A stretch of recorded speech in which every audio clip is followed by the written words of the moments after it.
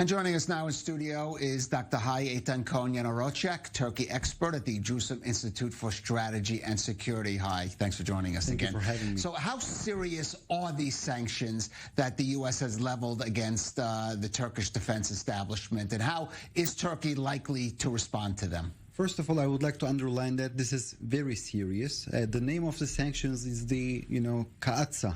This is declaring Turkey as an adversary. For the first time in the entire NATO history, a NATO member is declared as a United States adversary, and from my perspective, this is very significant.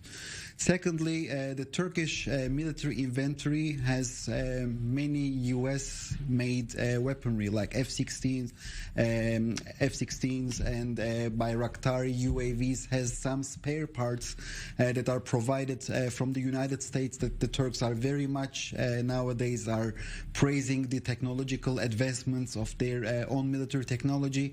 Besides that, there are attack helicopters that their motors, engines are coming from the United States.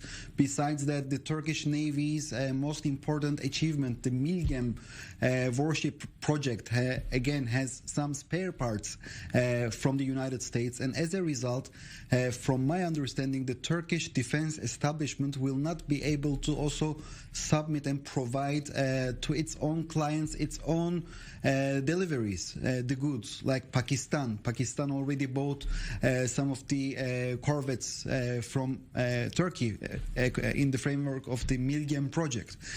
So long story short, from my understanding, this is very crucial, and nowadays the Turks are trying to send a message like the business as usual.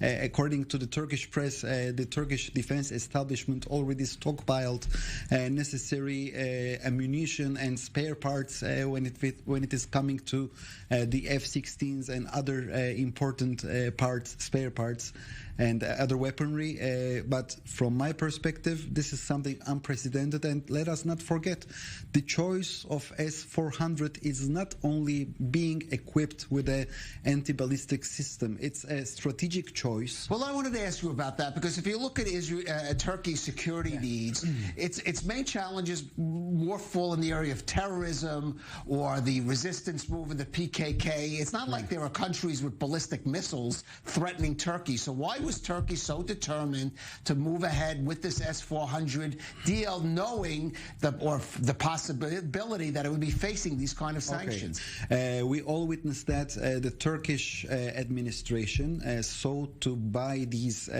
missiles from the Obama administration when they were threatened by the Syrian Bashar al-Assad government, but U.S. did not agree. Turks also wanted to buy these sort of missile systems from the Chinese. Because of the NATO pressure, they refrained from doing that, and then they went to Russia and they got it from Russia. So from my understanding, this is also the U.S.'s lack of, they didn't want to cooperate with Turkey. Maybe it's for their own reasons, but from the Turkish perspective, when they really needed these weaponry, they could not get it. And also Germany, Holland, and the United States, then they dispatched Patriot missile systems, and without asking Turkey, they basically removed these batteries from the Turkish-Syrian border. So the Turks felt terribly alone, and from their perspective, they had to make a move, and that move basically pushed them towards the Russian arms. And today Russia is really enjoying this whole picture, because they turned Turkey into a Trojan horse in the NATO alliance. And if I'm not mistaken, in NATO there is any mechanism to kick Turkey out from this alliance.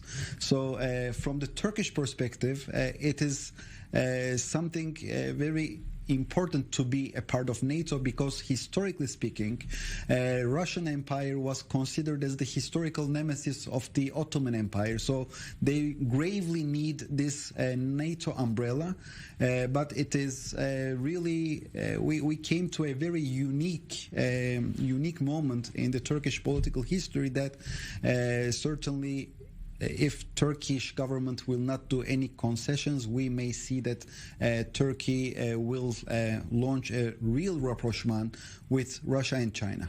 I just want to say the Biden administration is certainly going to try to reboost the U.S. ties with NATO, and that may play into that as well, to Turkey's detriment, I imagine. Yes, and let us not forget, NATO has important military bases in Turkey. In southeast Turkey, there are two very significant bases, which is İncirlik and also Kürecik radar base, which was established in order to track the Iranian actions in the region.